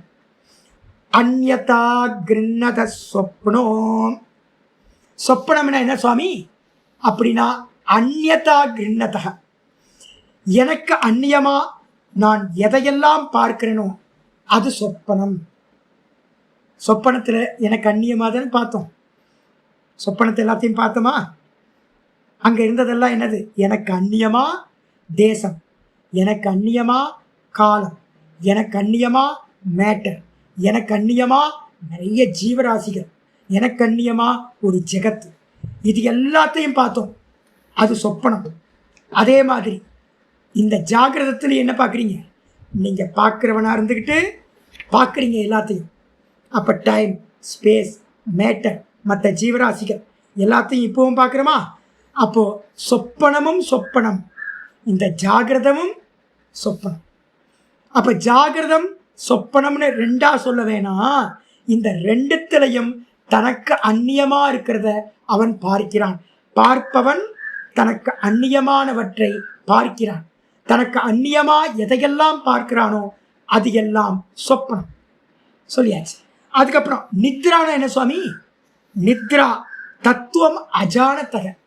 தூக்கத்தில் என்ன பண்ணுறோம் அப்படின்னா, அந்நியதை பார்க்கல, எதுவுமே இல்லை, மற்றதை பார்க்கல, அதே நேரத்தில் தன்னையும் பார்க்காம இருக்கும். நம்மளை பார்த்தோமா அந்த தூக்கத்தில், நம்மளை பார்க்கல. அப்போ என்ன அர்த்தம் கேட்டிங்கன்னா, ஆத்மாவையும் அறியாதவனாக இருக்கான், தன்னையும் அறியாதவனாக இருக்கான். அப்போ நம்ம என்ன பண்ணுறோம்னு கேட்டிங்கன்னா, இந்த சொப்பன ஞான நித்ராலம்பனம் இருக்குல்ல, இதை அப்ளை பண்ணி பார்க்குறோன்னு வச்சுங்க, என்னாகும், நீங்கள் வந்து பார்த்தீங்கன்னா வேக்கப்பிலேயே தூங்க முடியும். வேக்கப்பில் இருந்துக்கிட்டே தூக்கத்தை கொண்டுட்டு வந்து நான் இருக்கிறேன், நான் மாத்திரம் இருக்கிறேன், எனக்கு அந்நியமா ஒன்றும் இல்லை, நான் சச்சிதானந்தமாக இருக்கேன் அப்படின்னு பார்த்தீங்கன்னா என்ன ஆகிடும், தன்னை பார்க்கிறவனா வேக்கப்பில் இருந்து பார்த்தீங்கன்னு வச்சுங்க. அப்போ அதுக்கு என்ன சுவாமி இது அப்படின்னு கேட்டிங்கன்னா, ஆச்சாரியர் காரிக்கால சொல்கிறார், விபர்யாசே தயோக்ஷீனே. விபர்யாசம்னா தனக்கு அந்நியமாக நம்ம ஜாகிரதம் சொப்பனத்தை பார்த்தோம்ல, இது எல்லாம் பொய்யானது, இது எல்லாம் ஒருத்தனுக்கு க்ஷீணே, இது எல்லாம் நஷ்டமாய் போச்சுன்னா பொய் பொய் பொய், திருஷ்யம் திருஷ்யம் திருஷ்யம் அப்படின்னு எல்லாத்தையும் நெகேட் பண்ணிக்கிட்டே போனீங்கன்னா கடைசியில் என்ன இருக்கும், துரியம் பதமஸ்ருதே. துரியம்னா என்னது, நான் நான் நான் அப்படின்னு சொல்லக்கூடிய ஆத்மாவானது அடையப்படுகின்றது அப்படின்னு மந்திரம் இருக்கு. நீங்கள் வந்து பார்த்தீங்கன்னா என்னோட மாண்டூக்கிய காரிக்கா இருக்குது, யாருக்காவது வேணும் அப்படின்னா யூடியூப்பில் போய் பாருங்கள். 2வது பிரகரணம் புக்கு இருக்குது, புக்கு வேணாலும் வாங்கிக்கலாம். யாராவது இதை பண்ணணும்னு நினச்சிங்கன்னா அந்த 2வது பிரகரணத்தில் இருக்கிறதெல்லாம் பண்ணும். பார்த்தீங்கன்னா இந்த சொப்பனத்தை பற்றின அனலைஸ் பண்ணும், நித்ராவை பற்றி அனலைஸ் பண்ணும். இதை 2த்தையும் தாண்டி ஆப்ஜெக்ட் பண்ணி தான் துரியமாக இருக்கின்ற விசாரமும் அங்கே சொல்லப்பட்டிருக்கு அப்படின்னு புரிஞ்சுக்கணும். ஒவ்வொன்றுத்துக்கும் உபனிஷத்தோட மூலம் நல்லா தெரிஞ்சுங்க. அதனால் இது ஏதோ யோக சாஸ்திரம் சுவாமி, இதுக்கும் நமக்கும் சம்பந்தம் இல்லை அப்படின்னு விட்டுறாதீங்க. ஏன் அப்படின்னு கேட்டிங்கன்னா, இதில் வந்து பார்த்திங்கன்னா பிரம்மசூத்திரத்தில் வியாசர் பண்ணும்போது என்ன பண்ணுறாரு அப்படின்னா, உபாசனம் அப்படின்னாவே அஷ்டாங்க யோகம் எல்லாம் வந்துவிடும் அப்படின்னு நிர்ணயம் பண்ணுறார். அதனால் வந்து பார்த்திங்கன்னா உபாசனங்கள் அப்படின்னு எடுத்துக்கிட்டாவே சகுண உபாசனை, நிர்குண உபாசனை 2மே இருக்கு. அதனால் வந்து பார்த்திங்கன்னா இது எல்லா மெத்தடும் உபனிஷத்தோட கனெக்ட் ஆனது அப்படின்னு தெரிஞ்சுக்கணும். ஆயிடுச்சா? இதோட 38வது சூத்திரம் ரெஃபரன்ஸை வந்து பார்த்திங்கன்னா பக்காவாக வச்சுக்கிட்டு பார்த்தீங்க அப்படின்னா நல்ல விஷயம் கிடைச்சிடும். அதுக்கப்புறம் 39வது சூத்திரம், அடுத்த சூத்திரம் வரும். யதாபிமதத்யானாத்வா யதாபிமதத்யானாத்வா யதாபிமதத்யானாத்வா யதா, அதுக்கு முன்னாடி வான் இருக்கு பாருங்க லாஸ்ட்ல. அது பிரிக்கும் போது சூத்திரத்தை எப்படி பிரிக்கணும்? யதா அபிமத, யதா அபிமத, யதா அபிமத தியானாத், அபிமத தியானாத் வா பிரவருத்திருத்பன்னா மனசக ஸ்திதி நிபந்தினி. எங்கேருந்து கொண்டு வரோம் அப்படின்னு கேட்டிங்கன்னா 35வது சூத்திரத்துலேருந்து லாஸ்ட் பார்ட்டை ஒவ்வொன்றுத்துலேயும் அப்ளை பண்ணுறதுக்கு என்ன பேர்? அனுவருத்தி பண்ணணும். கட் அண்ட் பேஸ்ட் பண்ணிக்கிட்டே வரணும். அப்போது யதா அபிமதத்யானாத்வா மனச பிரவருத்திருத்பன்னா மனசக ஸ்திதி நிபந்தினி அப்படின்னு அர்த்தம் எடுக்கணும். யதா அபிமத தியானம்னா என்ன அர்த்தம்? யதான்றதுக்கு அர்த்தம் யார் யாருக்கு எந்தெந்த விஷயத்தில். யதான்றதுக்கு அர்த்தம் எத்தனை பேர் இருக்கும்? நிறைய பேர் இருக்குமே. எல்லாத்துக்கும் நான் ஏற்கனவே சொல்லியிருக்கேன்ல, என்னன்னு கேட்டீங்கன்னா முண்டே முண்டே மதிர்பின்ன, ஒவ்வொரு தலைக்குள்ளாரையும் வேற வேற புத்தி. துண்டே துண்டே கதிர்பின்ன, துண்டம்னா என்ன அர்த்தம்?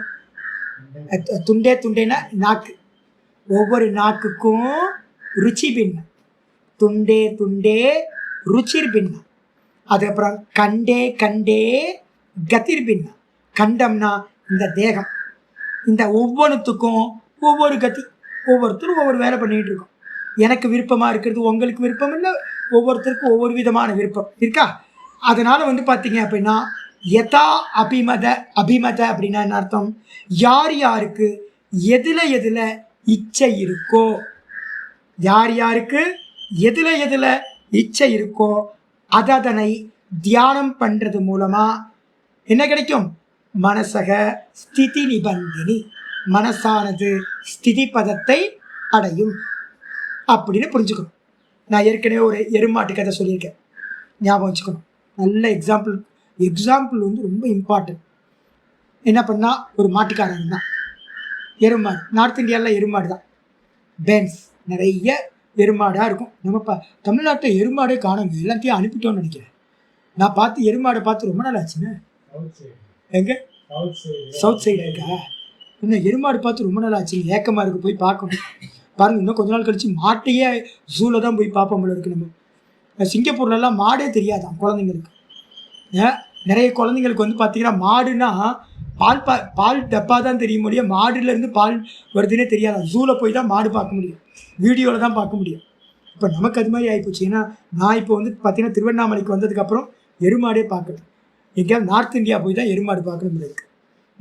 அப்போ என்ன அர்த்தம் அப்படின்னு கேட்டிங்கன்னா, கேரளாவில் கூட எருமாடு இல்லைன்னு நினைக்கிறேன்ல. கேரளாவில் எருமாடு இல்லைல்ல சேச்சி, நீங்கள் பார்த்துருக்கீங்களா? இல்லை. ஆமாம், எருமாடே இல்லை தமிழ்நாட்டிலையும் இல்லை, எதுவும் இப்போ தான் அதான் நினைக்கிறேன். ரொம்ப வந்து பார்த்திங்கன்னா ரொம்ப இல்லாததா ரேரஸ்ட்டு இதாக அனிமலாக சேர்த்துருவோம் போல இருக்குது. அப்போ என்ன அர்த்தம்? ஒரு சிஷ்யன் இருந்தான் ஒரு சுவாமிகிட்ட. சுவாமி வந்து பார்த்தீங்கன்னா எப்போ பார்த்தாலும் சமாதி அபியாசம் பண்ணிக்கிட்டே இருப்பார். இந்த சிஷ்யனுக்கு என்ன வேலைன்னா டெய்லி காலையில் பால் வந்து கொண்டு வந்து கொடுப்பான், மாடு மேய்க்க போயிடுவான், திரும்ப சாயந்தரம் வருவான், பால் கொடுப்பான், சாமிக்கு சேவை பண்ணுவான். இப்படியே இருந்துகிட்டு இருந்தவனுக்கு வந்து பார்த்தீங்கன்னா ஒரு நாள் சாமி மாதிரி நம்மளும் சமாதி பண்ணணும்னு அவனுக்கு ஒரு ஆசை வந்துருச்சு. ஆசை வந்தோடனே ரொம்ப நாளாக சேவை பண்ணிகிட்டு இருக்கான் மாட்டுக்காரன். அவன் வந்து என்ன பண்ணான், சாமி எனக்கு உங்களை மாதிரியே சமாதி பண்ணணும் சாமி அப்படின்னு கேட்டான். என்ன மாதிரியே சமாதி பண்ணணுமா, சரி என்ன பண்ணு, ஒரு மந்திரம் தரேன், அந்த மந்திரத்தை சொல்லிட்டு நீ உட்காரு அப்படின்னா. சரி சாமி, என்ன மந்திரம் அப்படின்னோடனே, அகம் பிரம்மா அஸ்மி, அகம் பிரம்மா அஸ்மி, அகம் பிரம்மா அஸ்மி, நான் பிரம்மமா இருக்கேன், நான் பிரம்மமா இருக்கேன், நான் பிரம்மமா இருக்கேன்னு இந்த மந்திரத்தை வந்து பார்த்தீங்கன்னா சதா உட்காந்து ஜெபம் பண்ணுன்னு ஒரு ஆசனத்தை கொடுத்து ஒரு குட்டியாக ஒரு சின்ன பர்ணசாலை, அந்த பர்ணசாலைக்குள்ளார உட்கார வச்சு இதுலேயே இருந்து அபியாசம் பண்ணு அப்படின்னு சொல்லிட்டேன். சொன்ன மாத்திரத்தில் இவனும் என்ன பண்ணுறான், ரொம்ப சின்சியர். இந்த என்னன்னு கேட்டிங்கன்னா ரொம்ப கண்மூடித்தனமான பக்தி இருக்கும் எளிமையான ஆட்கள்கிட்ட, புத்தி வேலை செய்யாது, ஆனால் ஸ்ரத்தா ரொம்ப அதிகமாக இருக்கும். சுவாமி சொல்லிட்டாரு அப்படின்னு உட்காந்து வந்து பார்த்தீங்கன்னா அகம் பிரம்மாஸ்மி, அகம் பிரம்மாஸ்மி, அகம் பிரம்மாஸ்மி, அகம் பிரம்மாஸ்மின்னு அவன் ஜபிச்சுக்கிட்டே இருக்கான். ஜபிச்சுக்கிட்டே இருக்கும்போது ஒரு 2-3 நாள் ஆச்சு. அதுக்கப்புறம் வந்து பார்த்தீங்கன்னா சாமியை வந்து எந்திரிச்சு வந்து பார்க்குறான். சாமி, எனக்கு ரொம்ப ப்ராப்ளமாக இருக்குது சாமி அப்படின்ற. என்னப்பா ப்ராப்ளம் உனக்கு? அகம் பிரம்மாஸ்மி, அகம் பிரம்மாஸ்மின்னு சொல்லும் போதெல்லாம் என் எருமாட்டு கண்ணுக்குட்டி தான் சாமி ஞாபகத்துக்கு வருது. அவர் மாடு கண்ணுக்குட்டி போட்டிருக்கு, அந்த கண்ணுக்குட்டி இவனுக்கு ரொம்ப பெட்டு. அதனால் வந்து பார்த்திங்கன்னா சதா காலமும் அதை தூக்கி வச்சு கொஞ்சிக்கிட்டு அதுக்கு எல்லாம் பண்ணிக்கிட்டு இருப்பான். அப்போ நம்ம பூனைக்குட்டி நாய்க்குட்டி பண்ணுறோம்ல, அது மாதிரி அவன் வந்து பார்த்தீங்கன்னா அந்த மாட்டு கண்ணுக்குட்டியை மட்டும் பண்ணிக்கிட்டே இருந்தான். எனக்கு எப்போ பார்த்தாலும் அகம் பிரம்மாஸ்மின்னு சொல்லும் போதெல்லாம் எருமாடு தான் சாமி ஞாபகத்துக்கு வருது, என்ன பண்ணுறதுனே தெரியல சாமி அப்படின்னா. ஒன்றும் பிரச்சனை இல்லை, எதா அபிமத தியானா வா. என்ன பண்ணு, இந்த சூத்திரம் சுவாமிக்கு தெரியும். அப்போ என்ன பண்ணுறாருன்னா, எது உனக்கு பிரியமானதோ, இப்போ உன் மனசு ஃபுல்லாக எது நம்பி இருக்கு, எது மேலே ரொம்ப பிரியம் இருக்கு, இச்சை இருக்கு, எரும மாட்டு கண்ணுக்குட்டி. அப்போ என்ன பண்ணு அப்படின்னா அதையே தியானம் பண்ணு அப்படின்ட்டு என்ன பண்ணுறார், அகம் பேன்ஸ் பிரம்மாஸ்மி. பேன்ஸ்னா எரும மாடு, ஹிந்தியில் பேன்ஸ்ன்னு சொல்லுவாங்க. புஷ்கலாஜி கரெக்டாக நான் சொல்கிறது ப்ரொனன்சியேஷன் பேன்ஸ். அகம் பேன்ஸ் பிரம்மாஸ்மி, பேன்ஸ் பிரம்மாஸ்மி, பேன்ஸ் பிரம்மாஸ்மி அப்படின்னு தியானம் பண்ணுன்ட்டேன். இவன் உட்காந்து என்ன பண்ணுறான், எரும மாடு பிரம்மமா நான் இருக்கேன், அகம் பிரம்மாஸ்மியோட எரும மாடை கனெக்ட் பண்ணிட்டான். எரும மாடு பிரம்மமா நான் இருக்கேன், எரும மாடு பிரம்மமா நான் இருக்கேன், எரும மாடு பிரம்மமா நான் இருக்கேன் அப்படின்னு மெடிடேட் பண்ண பண்ண பண்ண பண்ண பண்ண என்ன ஆகி போச்சு, ஆயிடுச்சு. ஒரு 10 நாள் ஆச்சு, 15 நாள் ஆச்சு. மெதுவா மேனு மாடு எப்படி கத்துமோ அது மாதிரி அந்த குட்டியாலேருந்து சத்தம் வருது. சத்தம் வந்த மாத்திரத்தில் வந்து பார்த்தீங்க அப்படின்னா போய் பார்த்தா கொம்பு முளைச்சி போச்சு, அவன் உடம்பெல்லாம் எருமாடு மாதிரி ஆகிப்போச்சு, முடியெல்லாம் முளைச்சிருக்கு, வால் வந்துருச்சு. வால் வந்தோடனே என்ன பண்ணுறா, அங்கேருந்து கத்துறது, ஒரே கத்து, மேன்னு கத்திட்டு இருக்கு. என்னடா அது அப்படின்னு போய் பார்த்தா, சாமி மாட்டிக்கிட்டேன் சாமி, எருமாடு தேகம் வந்துருச்சு சுவாமி எனக்கு அப்படின்றான். நான் சொன்னால ஏற்கனவே ஒரு நியமம் வச்சுருக்கோம், யதா திருஷ்டி ததா மனஹ, யதா மனஹ ததா பாவக, யதா பாவக ததா பவதி. இதை மனசில் எப்போவுமே வச்சுக்கணும். அப்போ இவன் எதை பாவிச்சுக்கிட்டுன்னா, நான் எரும மாடு பிரம்மம், நான் எரும மாடு பிரம்மம், எல்லாம் பிரம்மம் தானே, எருமாடும் பிரம்மம் தானே. அப்போ வந்து பார்த்தீங்கன்னா எருமாடு பிரம்மமா நான் இருக்கேன்னு பாவிச்சு எருமாடு ஆயிட்டான். இப்போ ஒரு சுவாமி கேட்டார், அப்போ இருந்து நீ தான் எரும மாடு கேட்டல, எருமாடு ஆகிட்ட, இருந்துக்கோ சௌக்கியமா இரு. இல்லை சுவாமி, ஐயோ சுவாமி ரொம்ப கஷ்டமாக இருக்குது சுவாமி, இந்த எருமாடு சரீரம் வந்து பார்த்தீங்கன்னா ரொம்ப ஹிம்சையாக இருக்குது சுவாமி, அதனால வந்து பார்த்தீங்கன்னா எப்படியாவது காப்பாற்றுங்க சுவாமி, இந்த எருமாடு வேணாம் சுவாமி. அப்போ என்ன பண்ண அப்படின்னா திரும்ப ஜபம் பண்ணு, அகம் பிரம்மாஸ்மி, அகம் பிரம்மாஸ்மி, அகம், அந்த பேன்ஸ் பிரம்மாஸ்மி இருக்குல்ல அதை கட் பண்ணி எடுத்து அப்படின்னு சொன்னார். சொன்ன மாத்திரத்தில் திரும்ப அவன் உட்காந்து அகம் பிரம்மாஸ்மி, அகம் பிரம்மாஸ்மி, அகம் பிரம்மாஸ்மின்னு மெடிடேட் பண்ணுறான். திரும்ப கடைசியில் நிர்விகல்ப சமாதியை அட்டைன் பண்ணுறான் அப்படின்னு சொல்லப்பட்டிருக்கு. இதே வந்து பார்த்தீங்கன்னா பரமஹம்சர் என்ன பண்ணுறார், ஆஞ்சநேயரை உபாசனை பண்ணுறாரா, பரமஹம்சருக்கு வால் முளைச்சிருச்சுங்க. ராமகிருஷ்ண பரமஹம்சருக்கு என்னன்னு கேட்டிங்கன்னா வால் முளைச்சிருக்கு. இன்னும் பெரியவங்களாம் நிறைய இருக்காங்க, அனுமன் உபாசகர்கள் நிறைய பேர் இருக்காங்க. அனுமன் உபாசகர்களுக்கெல்லாம் வந்து பார்த்தீங்கன்னா தேகத்தில் முடி முளைச்சவங்களாம் இருக்காங்க. எப்படி ரோமங்களாக இருக்குல்ல எதுக்கு குரங்குக்கு, அது மாதிரி அதையே பாவிச்சு நான் பார்த்துருக்கேன். சில பேர் சுவாமிகள்லாம் வந்து பார்த்தீங்கன்னா வைஷ்ணவ சாதுக்கள் 2-3 பேர் பார்த்துருக்கேன். என்னென்னு கேட்டிங்கன்னா இது மாதிரியே இருக்கும், கருப்பு முடி குரங்கு மாதிரியே இருக்கும், அவ்வளோ முடி வந்துலாம் இருக்குது அது மாதிரி. அப்போ என்ன பண்ணணும்னு கேட்டிங்கன்னா, நீங்கள் மனசை வந்து பார்த்தீங்கன்னா ஸ்திதி பண்ணுறதுக்கு வந்து பார்த்தீங்கன்னா எதில் வேணாலும் நம்ம என்ன பண்ண முடியும், மனசை லயம் பண்ண முடியும். ஆனால் ஒரே ஒரு ப்ராப்ளம், திரும்பவும் ஆரம்பத்திலேருந்தே வருங்க, திவ்ய விஷயவதி, அதே மாதிரி திவ்ய சொப்பனம், திவ்ய நித்ரா, அதே மாதிரி எல்லாத்துலேயும் திவ்யத்தை அப்ளை பண்ணிக்கிட்டே வாங்க. அதே மாதிரி உங்களுக்கு இச்சைப்பட்ட விஷயம், என்னோட காதலி மேலே எனக்கு ரொம்ப பிரியம்னு வச்சுங்களேன், சாமி என்னோட லவ்வர் தான் சாமி எனக்கு ரொம்ப பிரியம், என்ன ஆவீங்க? லவ்வர் மயமாக ஆனீங்கன்னா என்ன ஆகும்? சம்சாரம் தான். திரும்ப 7 ஜென்மத்துக்கும் உங்கள் காதலி தான் திரும்ப திரும்ப உங்களுக்கு ஒய்ஃபாக வரப்போகிறா. அதனால வந்து தேவையா யோசிச்சு பாருங்க. அப்போ அதனால வந்து பார்த்தீங்க அப்படின்னா திவ்யமான விஷயத்தை மட்டும் என்ன பண்ணுங்க, தியானம் பண்ணுங்க. அப்போ திவ்யமான விஷயம் எது? ஈஸ்வர ரூபங்கள் எது வேணா இருக்கட்டும், அது வந்து விநாயகராக இருக்கட்டும், இல்லை முருகராக இருக்கட்டும், அம்பாலாக இருக்கட்டும், சுவாமியாக இருக்கட்டும், எது வேணா இருக்கட்டும். அப்போ எல்லா உருவங்களும் நமக்கு பிடிச்சது. ஆனால் ஏதாவது ஒரு ரூபத்தில் உங்களுக்கு என்ன ஆகும்? கான்சென்ட்ரேஷன் வரும். ஏதாவது ஒரு விஷயத்தில் கான்சென்ட்ரேஷன் வரும். அந்த விஷயத்தில் தியானம் பண்ணுறது. அப்போ அபிமதம் அப்படின்னா யதாபிமதம், ஒரே வார்த்தை. யதாபிமதம் அப்படின்றதுக்கு அர்த்தம் எந்த விதமாக உங்களுக்கு இச்சை இருக்கிறதோ அந்த இச்சையான விஷயத்தில் மெடிடேட் பண்ணுறது மூலமாகவும் சமாதியை அடைய முடியும், இந்த மனதை கட்டி போட முடியும் அப்படின்னு முடியும். மீதி என்னமோ நாளைக்கு கிளாஸ் பார்க்கலாம். ஓம் பூர்ணமத பூர்ணமிதம் பூர்ணாத் பூர்ணமுதச்யதே பூர்ணஸ்ய பூர்ணமாதாய பூர்ணமேவா வசிஷ்யதே. ஓம் சாந்தி சாந்தி சாந்தி. ஹரி ஓம் ஸ்ரீ குருப்யோ நமஹ. ஹரி ஓம். இது வரைக்கும் எத்தனை தியானம் பார்த்துருக்கோம்? 7 தியானம் பார்த்துருக்கோம். இந்த 7 தியானம் தான் எல்லாத்தையும் அதுக்குள்ளார கொண்டு வந்துட முடியும். இதோட தியானத்தோட மெத்தேடு வந்து பார்த்தீங்கன்னா விஷயங்கள் முடிஞ்சு போச்சு. இனிமேல் இதை பற்றி சர்ச்சா பண்ண போகிறோம். நாளையிலேருந்து அதை பார்க்கலாம்.